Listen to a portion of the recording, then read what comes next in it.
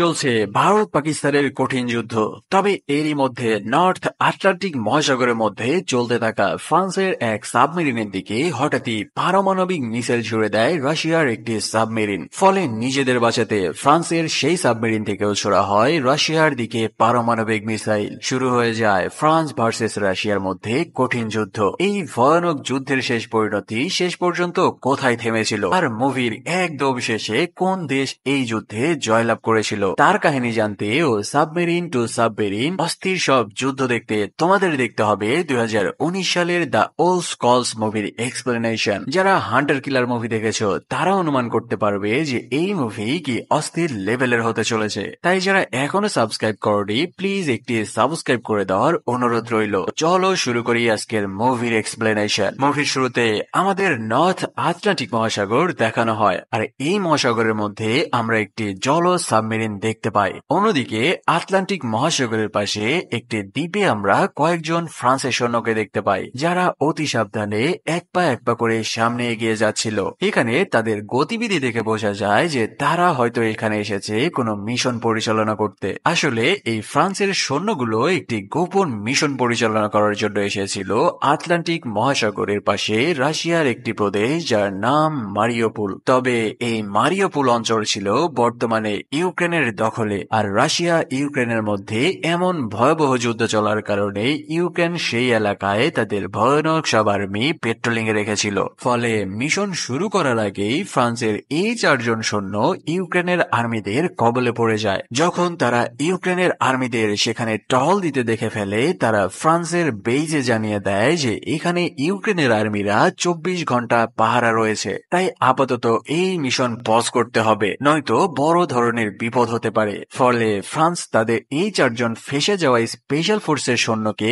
বাঁচাতে তাদের একটি টাইটান নামক সাবমেরিনকে আটলান্টিক মহাসাগরের মধ্যে নামিয়ে দেয়, যেখানে ফ্রান্সের এই সাবমেরিনকে রাশিয়ার সকল রাডার ফাঁকি দিয়ে ওই উপকূলে পৌঁছাতে হবে, আর আটকা পড়া এই 4 জন সৈন্যদের রেস্কিউ করে আনতে হবে। আর সেই 4 জন আর্মিকে জানানো হয় তারা যেন কোন রকমে যান বাঁচিয়ে আটলান্টিক মহাসাগরের মধ্যে নেমে পড়ে। সময় মতো তাদের টাইটান সাবমেরিন তাদের রেস্কিউ করে নেবে। এই অর্ডার পেয়ে ফ্রান্সের এই 4 জন সৈন্য ইউক্রেনের সমস্ত আর্মিদের চোখ ফাঁকি দিয়ে আস্তে আস্তে আটলান্টিক মহাসাগরের দিকে এগোতে থাকে। অন্যদিকে আমরা ফ্রান্সের সেই টাইটান নামক সাবমেরিনকে দেখতে পাই যে আটলান্টিক মহাসাগরের ভেতর দিয়ে ইউক্রেনের দিকে এগিয়ে আসছিল। সাবমেরিনের ভেতরে দেখা যায় সেখানের সমস্ত অফিসাররা তাদের বেইজের দিক নির্দেশনা অনুসরণ করে তাদের সাবমেরিন নিয়ন্ত্রণ করছিল। এই টাইটান নামক সাবমেরিনের ক্যাপ্টেনের নাম হচ্ছে গ্র্যাঞ্চো, আর এখানে ক্যাপ্টেন গ্র্যাঞ্চোর অত্যন্ত প্রিয় এবং বিশ্বস্ত সহকারী ছিল যার নাম ডর্চি। আর এই টাইটান নামক সাবমেরিনের প্রধান সোনার টেকনিশিয়ান ছিল যার নাম সক। এই সোনার টেকনিশিয়ানের কাজ হলো সাবমেরিনের ভেতরে বসে তাদের সাবমেরিনের আশেপাশের অতি নিখুঁত শব্দগুলোকে ডিটেক্ট করা, এমনকি তাদের সাবমেরিনের আশেপাশে শত্রুপক্ষের সাবমেরিনের ওয়েব ডিটেক্ট করে তাদেরকে শনাক্ত করা। সহজ ভাষায় বলতে গেলে একটা প্লেনের কো পাইলট যেমন জরুরি, এই সাবমেরিনের ভেতরে এই সোনার টেকনিশিয়ান এমনই জরুরি। যাই হোক, ফ্রান্সের বেইজের দিক নির্দেশনা অনুযায়ী ক্যাপ্টেন গ্র্যাঞ্চো সককে জানায় তাদের সাবমেরিনের আশেপাশের ওয়েভ ডিটেক্ট করতে, আর সক তার ক্যাপ্টেনের নির্দেশ অনুযায়ী খুবই মনোযোগ দিয়ে তাদের সাবমেরিনের আশেপাশে কোনো শত্রুপক্ষের জাহাজ বা সাবমেরিন আছে কিনা সেটা ডিটেক্ট করতে থাকে। আর এই সক নামের ছেলেটি অতি ছোট ছোট ওয়েবগুলো তার কান দিয়ে ডিটেক্ট করতে পারত, যেটা অন্যান্য সাধারণ ক্যাপ্টেনরা ডিটেক্ট করতে পারত না। বলা যায় এটা তার জন্য ওপরওয়ালার দেওয়া একটা আশীর্বাদ স্বরূপ। ঠিক ওই সময়ে তারা অন্যরকম একটি শব্দ শুনতে পায়, আর এই শব্দগুলো ছিল অতি ঝাঁঝালো এবং এই শব্দগুলো সে আগে কোনোদিনই শোনেনি। তাই সক দ্রুত তার রাডারে দেখতে থাকে যে তাদের সাবমেরিনের আশেপাশে কোনো শত্রুপক্ষের সাবমেরিন আছে কিনা, কিন্তু রাডারে দেখা যায় সেখানে তাদের সাবমেরিনের অন্তত 50 কিলোমিটার আশেপাশে কোনো সাবমেরিন নাই। এভাবে অনেক খোঁজাখুঁজি করে সক বুঝতে পারে এই শব্দগুলো আসছিল একটি 4 ব্লেডের সাবমেরিন থেকে। তবে এটা নিশ্চিত হয়ে সে আরো ভয় পেয়ে যায়, কারণ 4 ব্লেডের সাবমেরিন সাধারণত হয় না। তবে যদি তাদের আশেপাশে 4 ব্লেডের সাবমেরিন থাকে তাহলে তাদের জন্য খুবই ভয়ানক বিপদ অপেক্ষা করছে, কারণ এই 4 ব্লেডের সাবমেরিন গুলা খুবই বিধ্বংসী হয়ে থাকে। অনেক খোঁজার পরেও সে তাদের আশেপাশের রাডারে কোনোই সাবমেরিন দেখতে পায় না। তাই ক্যাপ্টেন গ্র্যাঞ্চো সককে সবাইকে এই বিষয় নিয়ে অতি উদ্বিগ্ন হতে বারণ করে। তিনি জানায় হয়তো এই সাউন্ড এসেছে সামুদ্রিক কোনো প্রাণীর বডি থেকে। তিনি জানায় এখানে আমরা রাডারে কোনো সাবমেরিন দেখতে পাচ্ছি না, তাই এটা নিয়ে এত ভয় পাওয়ার কিছু নাই। তবে সকের মনের মধ্যে কেমন যেন একটা খটকা আর ভয় লাগতে থাকে, কারণ এই 4 ব্লেডের সাবমেরিন খুবই ভয়ানক হয়ে থাকে। আর এই 4 ব্লেডের সাবমেরিন শুধুমাত্র পৃথিবীর কয়েকটা শক্তিধর দেশের কাছে রয়েছে। তবে ক্যাপ্টেনের নির্দেশে সক রাডার থেকে চোখ সরিয়ে নিয়ে অন্য কাজে মনোযোগ দেয়। অন্যদিকে আমরা উপকূলে দেখতে পাই ফ্রান্সের সেই 4 জন সৈন্য আস্তে আস্তে সমুদ্রের কাছে এগিয়ে যায়। তবে এখানে যাওয়ার আগে তারা যখন বাংকারে নামছিল, তাদের হাতের একজনের রক্ত লেগে যায় ঘাসের সাথে। ঠিক কিছু পরেই ইউক্রেনের সৈন্যগুলো তাদের পোষা কুকুর দিয়ে খুঁজতে খুঁজতে সেই রক্তের কাছে এসে পৌঁছায়। ফলে ইউক্রেনের আর্মিরা বুঝে যায় যে এখানে হয়তোবা অন্য দেশের আর্মি রয়েছে। কিছুক্ষণের মধ্যেই ইউক্রেনের আর্মিরা তাদের খুঁজতে খুঁজতে একেবারে ফ্রান্সের সৈন্যদের সামনে এসে পড়ে। ফলে আত্মরক্ষার জন্য ফ্রান্সের সৈন্যরা ফাইনালি তাদের উপরে ফায়ার করে বসে। ঝোপের আড়াল থেকে ফায়ার করার কারণে ইউক্রেনের আর্মিরা আসলে বুঝতে পারছিল না যে এক্সাক্ট কোন দিক থেকে তারা ফায়ার করছে। ফলে এই সুযোগে ফ্রান্সের আর্মিরা ইউক্রেনের আর্মিদের মেরে ফেলে আর অবশেষে তারা যান বাঁচিয়ে আটলান্টিক মহাসাগরের মধ্যে নেমে পড়ে। সাগরের মধ্যে নেমে কিছু দূর আগানোর পরেই তারা তাদের ডিটেক্টর দিয়ে তাদের দেশের সাবমেরিনকে ডিটেক্ট করার চেষ্টা করতে থাকে। অন্যদিকে সাবমেরিনের মধ্যে আমরা দেখতে পাই ক্যাপ্টেন গ্র্যাঞ্জো বুঝতে পেরেছে যে তাদের রাডার কিছু একটা শনাক্ত করে ফেলেছে।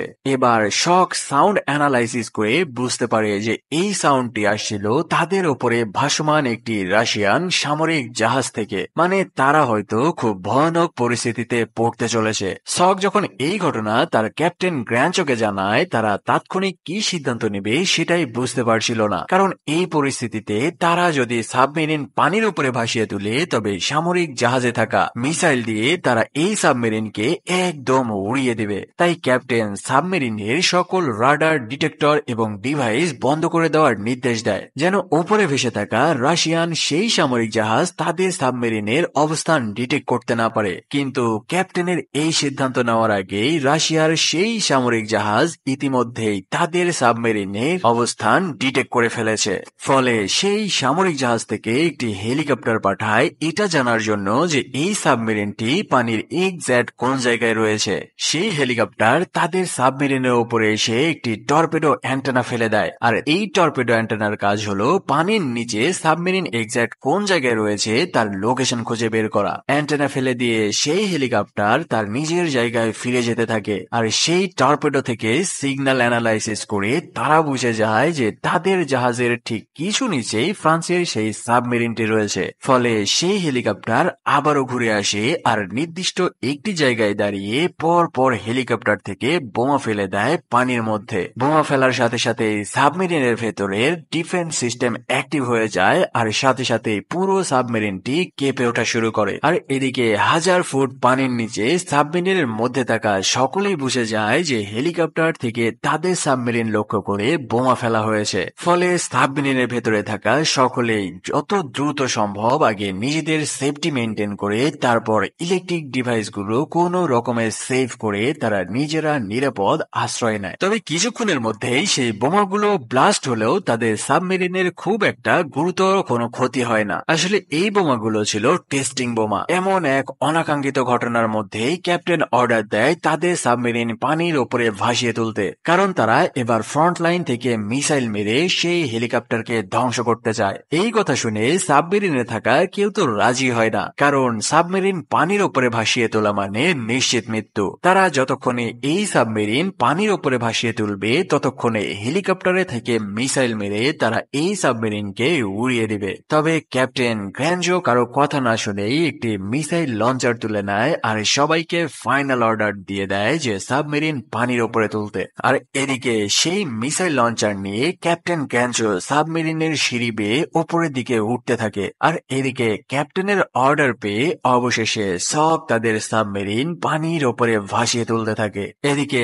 সাবমেরিনকে পানির উপরে ভেসে ওঠা দেখে সেই হেলিকপ্টার আবারও সেই সাবমেরিনের দিকে এগিয়ে আসতে থাকে মিসাইল নিয়ে। আর এদিকে ক্যাপ্টেন গ্র্যাঞ্জো একজন অ্যাসিস্ট্যান্টকে সাথে নিয়ে হাতে একটি মিসাইল লঞ্চার নিয়ে সাবমেরিনের বাইরে বেরিয়ে আসে। তবে ঠিক সেই মুহূর্তে সেই সেই হেলিকপ্টার থেকে শুরু হয় তাদের ওপরে ফায়ারিং। ক্যাপ্টেন গ্র্যাঞ্জো তার মিসাইল লঞ্চার অ্যাক্টিভ করতে যেয়ে দেখে সেটি ইতিমধ্যেই জ্যাম হয়ে রয়েছে। তাই ক্যাপ্টেন গ্র্যাঞ্জো তার অ্যাসিস্ট্যান্টকে অর্ডার করে হেলিকপ্টারে শুট করে তাকে কাভার দিতে। ক্যাপ্টেনের নির্দেশে অ্যাসিস্ট্যান্ট সেই হেলিকপ্টারে ফায়ার করতে থাকে আর কোনো রকমে তার ক্যাপ্টেনকে কাভার দিতে থাকে, আর সেই হেলিকপ্টারটি ঘুরে অবশেষে পেছনের দিকে চলে যেতে বাধ্য হয়। এই সুযোগে ক্যাপ্টেন গ্র্যাঞ্জো তার অ্যাসিস্ট্যান্টকে বলে যে তার মিসাইল লঞ্চারের ট্রিগারে শুট করতে, যেন সেটির জ্যাম ছাড়ানো যায়। তার অ্যাসিস্ট্যান্ট মিসাইল লঞ্চারের ট্রিগারে শুট করলে সেই মিসাইল লঞ্চারের জ্যাম ছুটে যায়। আর এদিকে সেই হেলিকপ্টার যখন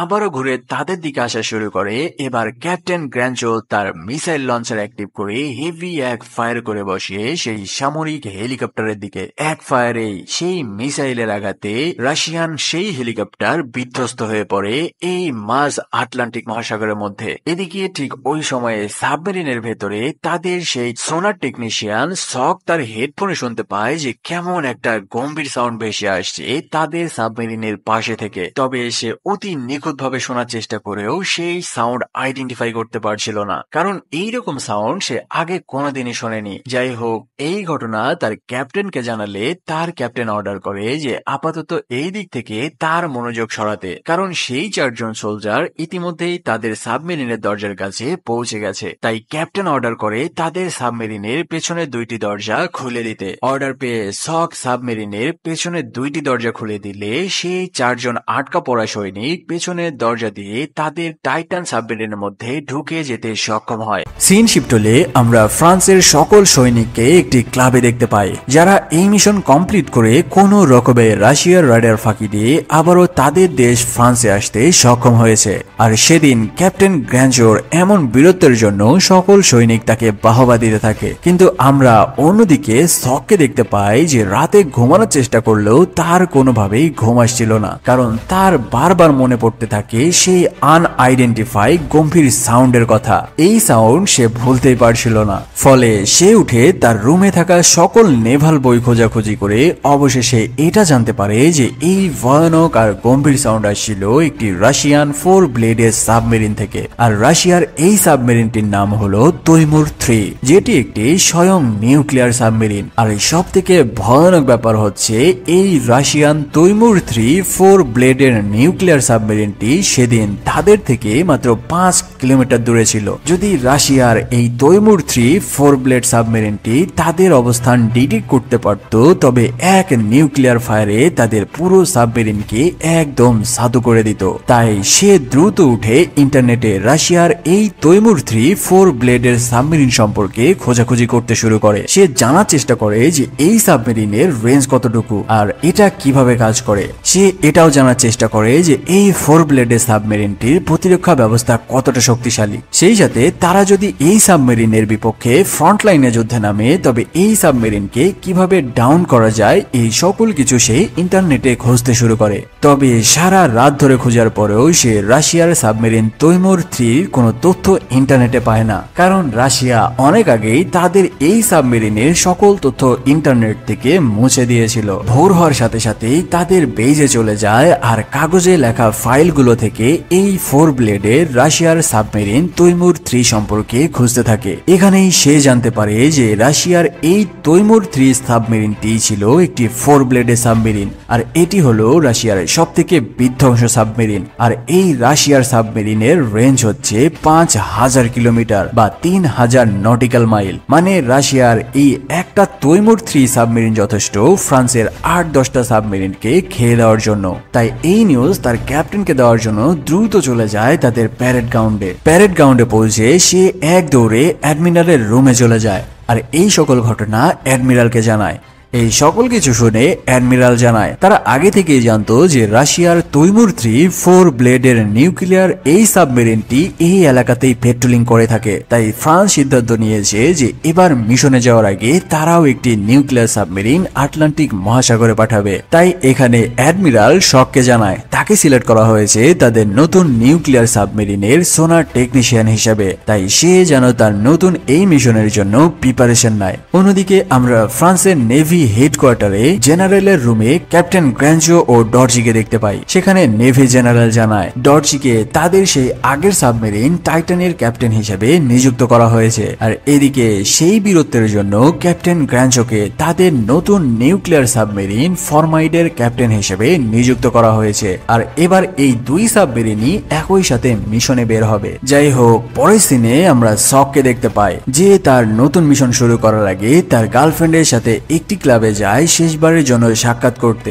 এখানে এসে সে তার গার্লফ্রেন্ডের সাথে গল্পে গল্পে ভুলবশত ড্রিঙ্কস করে ফেলে, আর এটাই ছিল তার জন্য সব থেকে বড় ভুল। পরের দিন নেভার অ্যাডমিরাল ও ক্যাপ্টেন গ্র্যাঞ্জো সকের ওপর বিশেষ কিছু পরীক্ষা নিতে থাকে, কারণ নিউক্লিয়ার নতুন সাবমেরিন ফরমাইডের সোনার টেকনিশিয়ান হিসেবে সককে নিযুক্ত করা হয়েছে, কারণ তার একটা ভুলের কারণে পুরো দেশ হুমকির মুখে পড়তে পারে। অন্যদিকে আমরা দুই ক্যাপ্টেন গ্র্যাঞ্জো ও ডর্জিকে দেখতে পাই যারা মিশন বুঝে নিয়ে তাদের নতুন টিম মেম্বারদের সাথে পরিচিত হচ্ছিল। সবার সাথে পরিচয় শেষ করে এবার ক্যাপ্টেন গ্র্যাঞ্জো সককে জানায়, আমি দুঃখিত সক, তোমাকে এই মিশনে নিতে পারবো না, কারণ গত রাতে তোমার ফিজিক্যাল টেস্টে তোমার ইউরিনের মধ্যে অ্যালকোহল পাওয়া গেছে। মনে আছে সেদিন সে তার গার্লফ্রেন্ডের সাথে ড্রিঙ্কস করেছিল, তাই নেভির রুলস মোতাবেক তাকে এই মিশন থেকে রিজেক্ট করা হয়। এই সকল কথা শুনে সক ভেতর থেকে একদম ভেঙে পড়ে, কারণ সে তার ক্যারিয়ার শুরু থেকেই স্বপ্ন দেখছিল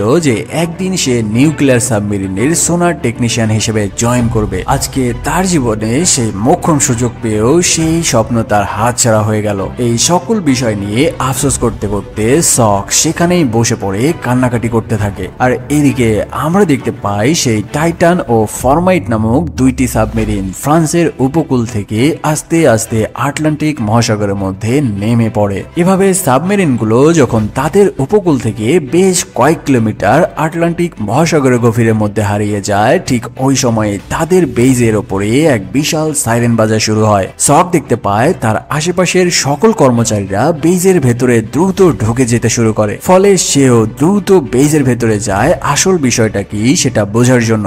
ভেতরে যেতেই সে রাডারের মনিটরে দেখতে পায় যে সেই রাশিয়ার তৈমুর 3 4 ব্লেডের নিউক্লিয়ার সাবমেরিন থেকে তাদের সদ্য মিশনে নামা নিউক্লিয়ার সাবমেরিন ফরমাইডের দিকে একটি পারমাণবিক বোমা ছুড়ে দিয়েছে রাশিয়ান সাবমেরিন। যে নিউক্লিয়ার বোমাটি আগামী 26 মিনিটের মধ্যে ফ্রান্সের ভূখণ্ডের উপরে আঘাত হানবে, মানে ফ্রান্সের এই সাবমেরিন মিশন শুরু করার আগেই ধ্বংস হতে চলেছে। এখন এই কাহিনী জানার পরে সেখানের সকল কন্ট্রোলিং অফিসাররা নিজেদের মধ্যে সিদ্ধান্ত নিতে পারছিল না যে তারা এখন কি করবে। তারা নিজেদের মধ্যে আলোচনা করতে থাকে যে তারা ফরমাইড নামক সাবমেরিনকে অর্ডার করবে যে রাশিয়ার সেই তৈমুর 3 সাবমেরিনের দিকে পারমাণবিক মিসাইল ছুড়ে দেওয়ার জন্য। এই সকল কথাবার্তা শুনে সক দ্রুত হেডফোন নিয়ে বসে পড়ে তার কাজে। সে অতি সূক্ষ্ম শব্দগুলো আইডেন্টিফাই করতে থাকে আর এটা বোঝার চেষ্টা করতে থাকে যে রাশিয়ার তৈমুর সাবমেরিনটি কেন তাদের দিকে এই বোমাটি ছুড়ল। তবে সে ওই সাবমেরিনের ইঞ্জিনের সাউন্ড ছাড়া ভেতরের কোনোই সাউন্ড শুনতে পারছিল না, কারণ রাশিয়ার এই তৈমুর 3 সাবমেরিনটি ছিল স্টেলথ মোডে। আর এই স্টেলথ মোড হচ্ছে সাবমেরিনের এমন একটি অবস্থা যেখানে একবার এই মোড অ্যাক্টিভ করে দিলে বাহির থেকে কেউই এই সাবমেরিনকে ডিটেক্ট করতে পারবে না, এমনকি এই সাবমেরিনটি কোথায় রয়েছে তারও লোকেশন কেউ ট্র্যাক করতে পারে না। এদিকে রাশিয়ার সাবমেরিন থেকে ছোড়া সেই নিউক্লিয়ার বোমাটি এগিয়ে আসছে ফ্রান্সের দিকে, তাই আর 1 মিনিটও সময় নষ্ট করা যাবে না। ফলে কন্ট্রোলিং অফিসাররা তাদের নতুন নিউক্লিয়ার সাবমেরিন ফরমাইডের ক্যাপ্টেন গ্র্যাঞ্জোকে জানিয়ে দেয় যে রাশিয়ার নিউক্লিয়ার সাবমেরিন তৈমুর 3 থেকে ফ্রান্সের দিকে তারা নিউক্লিয়ার বোমা ছুড়েছে, যেটি আগামী 20 মিনিটের মধ্যে ফ্রান্সের ওপরে আঘাত হানবে। তাই তারাও যেন তাদের ফরমাইড সাবমেরিন থেকে রাশিয়ার সাবমেরিনের দিকে পারমাণবিক বোমা ছুড়ে দেয়। ফলে বেস থেকে এই অর্ডার পেয়ে ফ্রান্সের সাবমেরিন ফরমাইডের ক্যাপ্টেন গ্র্যাঞ্জো তার সকল কর্মীদের অর্ডার করে তাদের সাবমেরিনকে স্টেলথ মোডে নিয়ে যেতে, কারণ তারাও এখন রাশিয়ার সাবমেরিনের দিকে নিউক্লিয়ার বোমা ছুটতে যাচ্ছে। তাই রাশিয়ার সেই সাবমেরিন যেন তাদের সাবমেরিন ডিটেক্ট করতে না পারে, এই জন্য তারা তাদের সাবমেরিনকে স্টেলথ মোডে নিয়ে যেতে থাকে। অর্ডার কনফার্ম করেই ক্যাপ্টেন গ্র্যাঞ্জো তার সাবমেরিনকে স্টেলথ মোডে নিয়ে নেয় আর নিউক্লিয়ার বোমাকে অ্যাক্টিভেট করার প্রক্রিয়া শুরু করে। আর তোমরা তো ভালো করে জানো যে একবার স্টেলথ মোডে চলে গেলে সেই সাবমেরিনকে আর কোনোভাবেই ডিটেক্ট করা সম্ভব নয়। আর এই কাহিনীটা একটু মনে রেখো, সামনে কাজে লাগবে। অন্যদিকে দেখা যায় ফ্রান্সের কন্ট্রোলিং অফিসাররা তাদের ফরমাইড সাবমেরিনকে পারমাণবিক পারমাণবিক মিসাইল ছুড়ে দেওয়ার নির্দেশ দিয়ে তারা এবার রাশিয়ার ছোড়া সেই বোমাটিকে ডিস্ট্রয় করার চেষ্টা করতে থাকে। ফলে কন্ট্রোলিং অফিসাররা তাদের বেস থেকে একটি মিসাইল ছুড়ে মারে রাশিয়ার সেই পারমাণবিক বোমার দিকে, যেন সেটি ফ্রান্সের ওপরে আঘাত আনার আগেই সেটি মাঝ সমুদ্রে ধ্বংস করা যায়। তবে প্রথম মিসাইলটি অতি দ্রুত গতিতে আগানোর ফলে সেই রাশিয়ান পারমাণবিক বোমার আগে বেরিয়ে যায়। ফলে তারা দ্বিতীয় মিসাইল হিসাবে আবারও একটি মিসাইল ছোড়ে। তবে ঠিক এবারও তাদের সেই মিসাইল আগের মতোই রাশিয়ার পারমাণবিক বোমার আগেই পার হয়ে চলে যায়। এবার তারা একটু নড়ে চড়ে বসে যে আসল কাহিনীকেই সেটা জানার জন্য। এবার তারা একটু ঘাটাঘাটি করতে বুঝতে পারে যে রাশিয়ার সাবমেরিন তৈমুর 3 থেকে তারা যে বোমাটি ছুড়েছিল সেটা ছিল একটি ফাঁকা বোমা, মানে সেটি কোনো নিউক্লিয়ার বোমা ছিল না। তারা আরো তথ্য জানার পরে জানতে পারে যে রাশিয়ার এই তৈমুর 3 নিউক্লিয়ার সাবমেরিনটি প্রায় 72 ঘন্টা আগে থেকেই আততায়ী গ্রুপের কাছে জিম্মি রয়েছে। এছাড়া তারা প্রথমেই যে রাশিয়ার হেলিকপ্টারটিকে মিসাইল দিয়ে ধ্বংস করেছিল সেই হেলিকপ্টারটিও ছিল আততায়ীদের জিম্মিতে। মানে এবার ফ্রান্সের কন্ট্রোলিং অফিসাররা পরিষ্কারভাবে বুঝতে পারে যে কোন তৃতীয় এক পক্ষ রাশিয়ার এই সাবমেরিনকে দখল করে নিয়ে রাশিয়ার সাথে ফ্রান্সের ভয়ানক যুদ্ধ বাঁধাতে চলেছে, যার কারণে তারা রাশিয়ার এই সাবমেরিন থেকে একটি ফাঁকা নিউক্লিয়ার বোমা ছুড়েছে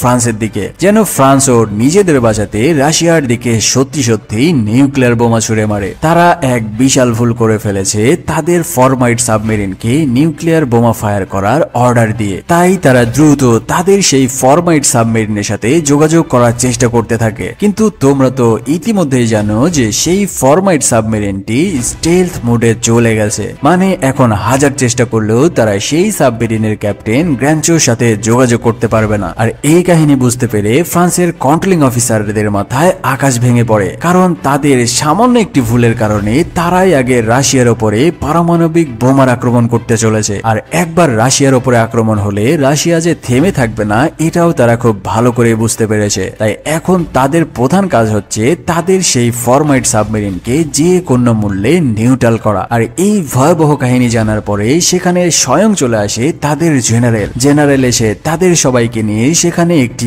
ইমার্জেন্সি মিটিং করে। মিটিং এ সক তাদের জেনারেলকে জানায় তাদের উচিত হেলিকপ্টারে করে আগে টাইটান সাবমেরিনে পৌঁছানো, আর তারপর টাইটান সাবমেরিনের মাধ্যমে সেই ফরমাইট সাবমেরিনের কাছে পৌঁছাতে হবে। সকের এই কথার উপর ভিত্তি করে তারা একটি হেলিকপ্টারে করে আগে সেই পুরান সাবমেরিন টাইটানের কাছে এসে পৌঁছায়, যার ক্যাপ্টেন ছিল ডর্জি। এবার তারা হেলিকপ্টার থেকে নেমে একে একে তাদের সেই টাইটান সাবমেরিনের ভেতরে ঢুকে যেতে থাকে। তাদের কাছ থেকে এই সকল ঘটনা জানার পরে ক্যাপ্টেন ডর্জি তার টাইটান সাবমেরিনকে তাদের আরেক সাবমেরিন ফরমাইটের দিকে অনুসরণ করে এগোতে থাকে, কারণ তাদের এখন একটাই লক্ষ্য, যেভাবে হোক তাদের সেই নিউক্লিয়ার সাবমেরিন ফরমাইটকে থামাতেই হবে। কিন্তু অন্যদিকে দেখা যায় ফরমাইট সাবমেরিনের মধ্যে থাকা ক্যাপ্টেন গ্র্যাঞ্চো তার রাডারে দেখতে পায় যে তাদের সেই টাইটান সাবমেরিন তাদের দিকে আসছে। এই কাহিনী দেখে গ্র্যাঞ্চোর অ্যাসিস্ট্যান্ট তাকে জানায় হয়তো তাদের এই টাইটান নামক সাবমেরিনটিও সেই আততায়ীদের কবলে চলে গেছে। তাই ক্যাপ্টেন সিদ্ধান্ত নেয় যে তাদের সেই টাইটান সাবমেরিনকে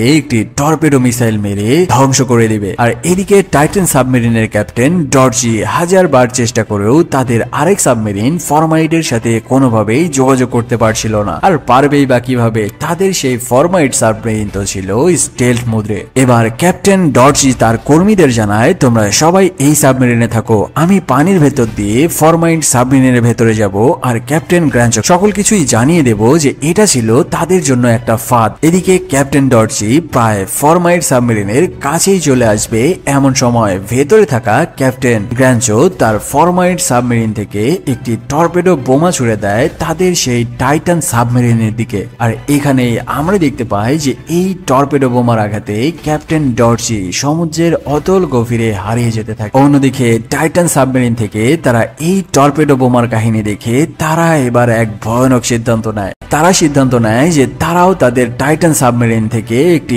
টর্পেডো বোমা ছুড়ে দেবে তাদের ফরমাইট সাবমেরিন দিকে। আর এটা ছাড়া ফ্রান্স ও রাশিয়ার মধ্যে পারমাণবিক যুদ্ধ থামানোর আর কোনো উপায় নাই। ফলে টাইটান সাবমেরিন থেকে তারাও একটি টর্পেডো মিসাইল ছুড়ে মারে ফরমাইট সাবমেরিনের দিকে। এখানে টাইটান সাবমেরিনের টর্পেডো মিসাইলের আঘাতে ফরমাইট সাবমেরিন নিউক্লিয়ার মিসাইল লঞ্চ করার আগেই অতল সমুদ্রের মধ্যে ধ্বংস হয়ে পড়তে থাকে। আর ভেতরে থাকা সকল ক্রু সহ ক্যাপ্টেন গ্র্যাঞ্চো এই ফরমাইট সাবমেরিনের সাথে সাথেই আটলান্টিক মহাসাগরের অতল গভীরে হারিয়ে যেতে থাকে। অন্যদিকে ফরমাইট সাবমেরিনের টর্পেডো মিসাইলের আঘাতে টাইটান নামক সাবমেরিনে থাকা সকল ক্রুরা ভেতরে একদম বিধ্বস্ত হয়ে পড়ে। সেই সাথে পুরো সাবমেরিন একদম ভেঙে চুরে চুরমার হয়ে যেতে থাকে। যে যার মতো যান বাঁচানোর চেষ্টা করলেও অবশেষে তারাও সেই বিধ্বস্ত টাইটান সাবমেরিনের সাথে সাথে আস্তে আস্তে আটলান্টিক মহাসাগরের মধ্যে হারিয়ে যেতে থাকে। এখানে আমরা টাইটান সাবমেরিনের মধ্যে নেভির জেনারেলকে দেখতে পাই, যে নিজে একটি লাইট সাপোর্ট এনে শকের গায়ে পড়িয়ে দেয় আর তাকে এখান থেকে বেরিয়ে যেতে বলে। তবে শক জানায় সে তার জেনারেলকে এখানে একা রেখে কোনোভাবেই নিজে বাঁচতে চায় না। এখানে জেনারেল জানায়, তুমি না বলেছিলে তুমি ফরমাইট সাবমেরিনের একজন সোনার টেকনিশিয়ান হিসেবে কাজের সুযোগ চাও, তাই আমি চাই তুমি এখান থেকে বেঁচে যাও আর আমাদের পরবর্তী নিউক্লিয়ার সাবমেরিনের সোনার টেকনিশিয়ান হিসেবে জয়েন করো, কারণ আমি জেনারেল না থাকলে অন্য কেউ ঠিকই জেনারেল পদে বসে যাবে, কিন্তু তুমি না থাকলে আমরা দক্ষ সোনার টেকনিশিয়ান কোথায় পাবো। এসব বলে জেনারেল এক আবেগ ঘন মুহূর্ত দিয়ে তার লাইফ সাপোর্ট শকের গায়ে পড়িয়ে দেয়। তারপর তাকে বিধ্বস্ত সাবমেরিন থেকে বাইরে বের করে দেয় আর জেনারেল সেই বিধ্বস্ত সাবমেরিনের সাথে আস্তে আস্তে আটলান্টিক মহাসাগরের গভীরে তলিয়ে যায়। কিন্তু এদিকে বাইরে দেখা যায় প্রচন্ড পানির চাপের কারণে সে কোনোভাবে ওপরে উঠে আসতে পারছিল না, কারণ তাদের সাবমেরিন ছিল আটলান্টিক মহাসাগরের পানির কয়েক হাজার ফুট নিচে, আর সমুদ্র পৃষ্ঠের এত নিচের পানির চাপ থাকে ওপরের তুলনায় প্রায় 1000 গুণ বেশি। কেউ যদি সমুদ্রের ওপর পৃষ্ঠ থেকে মাত্র 50 থেকে 70 কিলোমিটার গভীরে যায় তবে তার মনে হবে যে তার বুকের উপরে স্বয়ং একটা দানব তিমি চেপে বসে রয়েছে। পানির এই চাপ সহ্য করতে না পেরে শকের দুই কান দিয়ে রক্ত বের হওয়া শুরু করে। তবে সৃষ্টিকর্তার এক বিশেষ কৃপায় শক কোন রকমে জীবিত অবস্থায় পানির উপরে ভেসে উঠতে সক্ষম হয়, আর জীবন বাঁচানোর জন্য সে তার জ্যাকেটের মধ্যে থাকা একটি ফ্লায়ার গান বের করে আকাশের দিকে ফায়ার করে, আর সেই ফ্লায়ার গানের সিগন্যাল দেখে দ্রুত সেখানে রেস্কিউ টিম আসে আর ফাইনালি তারা তাকে রেস্কিউ করে নেয়। এই ঘটনার কয়েকদিন পরে দেখা যায় বাকি নেভি সদস্যরা তাদের নতুন একটি নিউক্লিয়ার সাবমেরিন নিয়ে ঠিক ওই জায়গাতে আসে যেখানে কিছুদিন আগে তাদের দুই সাবমেরিন এই ভয়ানক পরিস্থিতির শিকার হয়েছিল। এরপর তারা এই মিশনে প্রাণ হারানো তাদের জেনারেল সহ দুই ক্যাপ্টেন গ্র্যাঞ্জো ও